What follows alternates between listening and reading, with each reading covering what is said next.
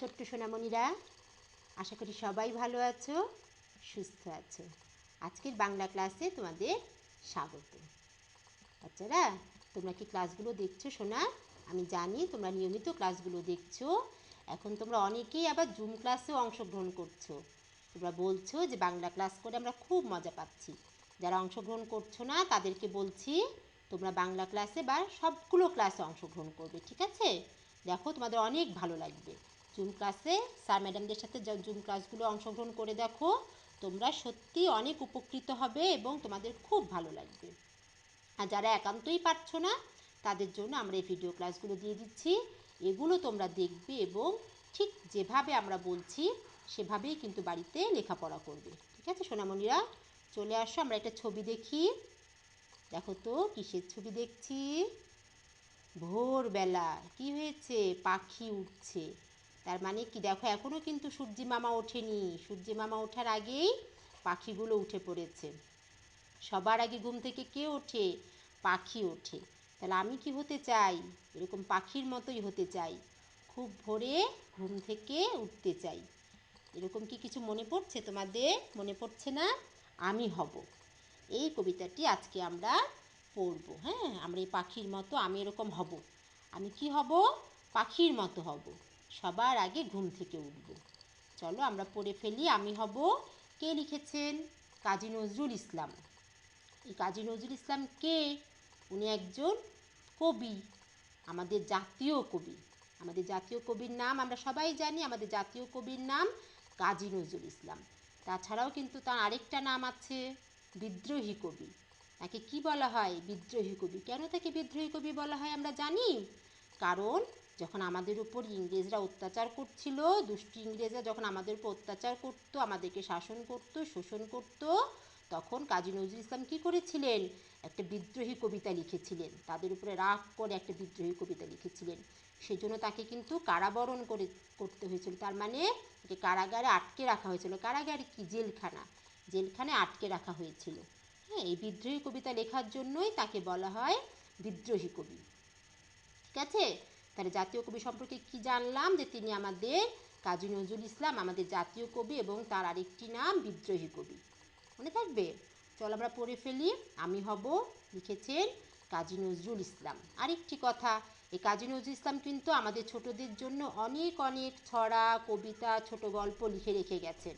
আমরা চেষ্টা করব এগুলো পড়বার। হ্যাঁ, ছোটদের বইগুলো কিনে ফেলবে, কিনে সেগুলো তোমরা পড়বে। বাবা মাকে বলবে কাজী নজরুল ইসলামের যে ছোটো ছোটো ছড়ার বই আছে, কবিতার বই আছে, গল্পের বই আছে, এগুলো কিনে নিয়ে তোমরা বাসায় পড়বে, ঠিক আছে?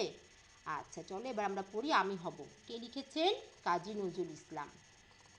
আমি হব সকালবেলার পাখি, সবার আগে কুসুম বাগে উঠবো আমি ডাকি। সূর্যি মামা জাগার আগে উঠবো আমি জেগে, হয়নি সকাল ঘুমো এখন, মা বলবেন রেগে। বলবো আমি, আলসে মেয়ে, ঘুমিয়ে তুমি থাকো, হয়নি সকাল তাই বলে কি সকাল হবে না কো? আমরা যদি না জাগি মা কেমনে সকাল হবে? তোমার ছেলে উঠলে গো মা রাত পোহাবে তবে। তার মানে এখানে কবি কি বলেছেন? কবি বলেছেন যে কবি কি হতে চান? সকালবেলার পাখি হতে চান। তিনি সবার আগে ঘুম থেকে উঠতে চান। সূর্যি মামা ওঠার আগেও তিনি ঘুম থেকে উঠতে চান। তাহলে আমরা কি করব? আমরা সবার আগে ঘুম থেকে উঠব, ঠিক আছে? সূর্যি মামাও আমাদের সাথে পারবে না ঘুম থেকে জেগে। হ্যাঁ, আমরা সূর্যি মামা ওঠার আগে পাখিদের মতো করে ঘুম থেকে উঠে পড়ব। তাহলে আমাদের কি হবে? আমাদের ভোরে যে প্রাত্যহিক কাজগুলো আছে, আমরা যারা মুসলিম তাদের নামাজ পড়া, তাই না? আমাদের যে আমরা যারা হিন্দু তাদের পূজা পার্বণ করা, সকালে যে কাজগুলো আছে সে প্রাত্যহিক কাজগুলো সারবো। হ্যাঁ, তারপরে আমরা লেখাপড়া করতে বসবো, ঠিক আছে? ভোরবেলা লেখাপড়া করলে সেই লেখাপড়াটা মনে থাকে, ঠিক আছে? মনে থাকবে। তার জন্য আমাদের কী করতে হবে? তাড়াতাড়ি ঘুমোতে হবে। রাতে তাড়াতাড়ি ঘুমোতে যাব আর ভোরবেলা তাড়াতাড়ি ঘুম থেকে উঠে পড়ব, ঠিক আছে? তাড়াতাড়ি বিছানায় যেতে হবে, আবার তাড়াতাড়ি ঘুম থেকে উঠতে হবে। তাদের কিন্তু স্বাস্থ্যও ভালো থাকে, মনও ভালো থাকে। তাহলে আমরা আমাদের স্বাস্থ্য ভালো রাখার জন্য কী করব? তাড়াতাড়ি ঘুমোবো, তাড়াতাড়ি ঘুম থেকে উঠে পড়ব। কবি এখানে এই কথাই বলেছেন। মা বলছিলেন যে ঘুমো, এখনও সকাল হয়নি, কিন্তু কবি কি বলছেন? কবি বলছেন না, তুমি অলস, তুমি ঘুমাও, আমি কিন্তু এখন উঠে পড়ব, ঠিক আছে? তাহলে আমরা এরকম কবির মতো সবাই কি হব? কর্মঠ হব, অলস হব না। ঠিক আছে, ভোরবেলা ঘুম থেকে উঠে আমরা আমাদের নামাজ, যাদের যা প্রাত্যহিক যে পূজা অর্চনা করে পড়তে বসবো। লেখাপড়া করে নাস্তা করে তারপরে আমরা স্কুলে চলে যাব। স্কুল খুলে স্কুলে চলে যাব, স্কুল না খুললে পরে আবার একটু পড়তে বসবো, পড়ে টড়ে তারপরে আমরা খেলাধুলা করব। তাহলে আমাদের শরীরও ভালো থাকবে, মনও ভালো থাকবে। মনে থাকবে সোনামণিরা? তাহলে আমরা আজকে থেকে কি করব? তাড়াতাড়ি ঘুমোতে যাব, আবার তাড়াতাড়ি ঘুম থেকে উঠে পড়ব। এটি কবি আমাদের এখানে শেখাতে চেয়েছেন। ঠিক আছে, এবার চলো তো দেখি এরপরে কি আছে। এরপরে আছে 1 নম্বরে আছে শব্দার্থ। আমরা শুধু আজকে 1 নম্বরটাই করব। কেন 1 নম্বরটা করবো সেটা পরে বলছি। দেখো 1 নম্বরে আছে শব্দের অর্থ। দেখো শব্দার্থ লেখো। কি আছে প্রথমে? কুসুম। কুসুম মানে ফুল। বাগ মানে বাগান বা বাগিচা। সূর্যি মানে সূর্য বা রবি। সূর্যি মামা মানে সূর্যকে আদর করে মামা ডাকা হয়েছে। সূর্যকে আদর করে মামা ডাকা হয়েছে। আলসে মানে অলস বা কুঁড়ে। আমরা কেউ কিন্তু আলসে হব না। আলসে হতে চাই না। এবারে দেখো বাড়ির কাজ এখানেই দিয়ে দিচ্ছি। 21 নম্বর পৃষ্ঠার 1 নম্বর শেখাও লিখে। 1 নম্বরটা কি? এই শব্দের অর্থ আরেকবার আমি পড়ছি। কুসুম মানে ফুল, বাগ মানে বাগান বা বাগিচা, সূর্যি মানে সূর্য বা রবি, সূর্যি মামা মানে সূর্যকে আদর করে মামা ডাকা হয়েছে, আলসে মানে অলস বা কুঁড়ে।